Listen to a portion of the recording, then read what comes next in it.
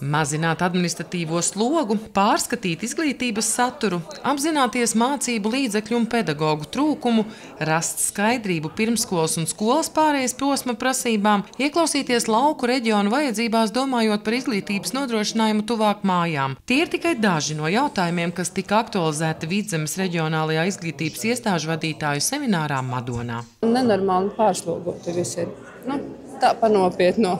Stresaini, pārslogoti, jo apjoms ir milzīgs. Mazajās iestādēs ir tas, kad vadītājs ir viss. Aizvietotājs, skolotāju palīgs, lietvedis un saimniecības vadītājs. Lielajās iestādēs atkal ir sarežģījumi tieši arī ar personālu, slimošanu un tādām lietām, kad ir ļoti grūti salikt visus tos darbiņus kopā. Tieši dokumentācija, visa šī plānošana, budžeta plānošana, uzraudzība. Direktors strādā vairākās sistēmās, lietvedības sistēmās. Protams, ir skolas, kurās ir lietveži un vietnieki, bet es pat cik es strādāju mazākā lauku skolā, tad mums šie atbalsti kā vadītājiem ir krietni mazāki. Ļoti atšķirīgi mēs esam. It kā lielā daļā prasības ir vienas, bet kā kurā novadā vēl to palīdz vai piedod to pievienoto vērtību arī novads, kurā atkal mazāk. Un ka ļoti atšķirīgi arī pa novadiem tomēr mēs esam. Bet tur laikam no pašvaldības ir atkarīgs. Jā, tieši tā. Līdztekus izglītības vadītāja lomai un uzdevumiem daudz jautājumu izskanēja par izglītības satura veidošanu un kvalitātes aspektiem. Direktori novērtē tātad reformas tos bonusus un labās lietas, bet, protams, norāda arī uz ļoti konkrētiem izaicinājumiem, piemēram, mācību līdzekļu kvalitāte un pieejamība, pedagogu pieejamība, jo katru ideju, lai to varētu īstenot, mums visur ir vajadzīgi cilvēki. Protams, bija pārmaiņas sarežģīti ieviest iestādē, jo pedagogi un jebkurš pie pārmaiņām nav gatavi citreiz, vai ne? Tagad, kad tās pārmaiņas pieņemtas un ieviestas, man liekas, mums ļoti pirms skolā patīk kompetenci izglītība. Pa skolu īsti nevaru pateikt, dzirdējusi no pedagogiem vadītājiem, mums skolā sarežģīta. Lielais apjoms mācību saturā, ko skolēni nespēja pilnvērtīgi apgūt, un arī skolotājiem pietrūkst laiks, lai viņš spētu to visu skolēnam kvalitatīvi iedot. Tā ir tāda diezgan liela skriešana pakaļ programmai. Tāpat ne tik vienkārši kā sākotnēji šķitis, Latvijā norit iekļaujošās izglītības īstenošana.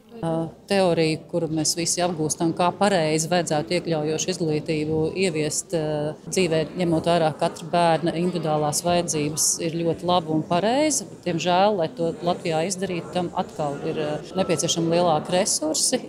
Skolotājiem jābūt vairāk sagatavotam, kā tad praktiski tikt galā ar tām grūtībām, kuriem viņi reāli saskars. 4 mēnešiem ir piešķirti 7 miljoni tieši ar mērķi, lai skolas varētu piesaistīt papildus atbalstu personālu. Nākamajā mācību gadā papildus pedagogu fondā nāks jau klāt līdzekļi arī pedagogu algām, un galvenais mērķis būs izlīdzināt pedagogu atalgojumu, jo šobrīd tas ir ļoti, ļoti neviendabīgs.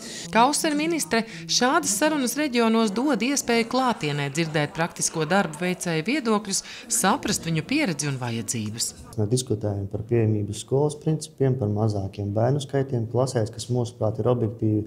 Šķiet, ka tiekam sadzirdēti. Šodien mēs arī dzirdējām, ka minimums, kā ministrija sāka maksāt, ir 5 bērni klasē, kas līdz šim nav bijis. Jā, tā nebūtu pilna samaksa pedagogam, bet tā būtu vismaz daļa, kas dod iespēju reģionos šo politiku veidot tuvāk iedzīvotājiem. Jā, protams, kvalitāte ir svarīga un tā tālāk, bet arī mobilitāte un attālumi ir izšķiroši svarīgi. Jo mazāki bērni, jo vairāk jānodrošina viņiem mācību iespējas tuvāk viņu dzīves vietai, un pēc būtības arī jaunais finansēšanas modelis programmas skolā to paredz.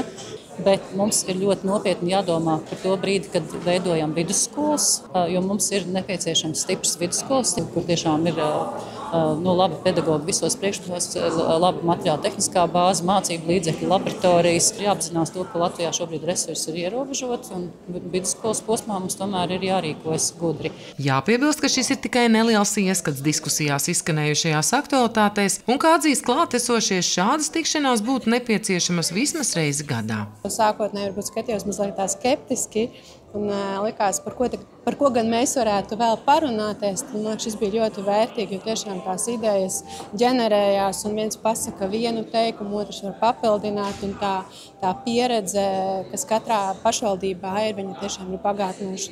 Cerams, ka nākotnē šīs lietas, kas ir praktiskas, ko mēs saskatām ikdienā, tiks ņemtas vērā un tā izglītības sistēma atvieglota un tāda savādākā skatījumā, jo teorija ir teorija, bet prakse ir prakse. Nozare tiešām ļoti komplicēta. Es teiktu, tīpaši lauku reģionos, skolu tīklus, skolēnu mobilitāte, pedagoģu algas un tā tālāk. Un, ja ir iespēja to visu pārunāt ar pirmo votu, ar ministri pašu, ar speciālistiem, tas, manuprāt, ir labākais veids, kā diskutēt. Es tiešām ticu lielai pievienotajai vērtībai šāda veida politikas veidošanas procesam. Sandra Zariņa, Andris Milnis, RTV.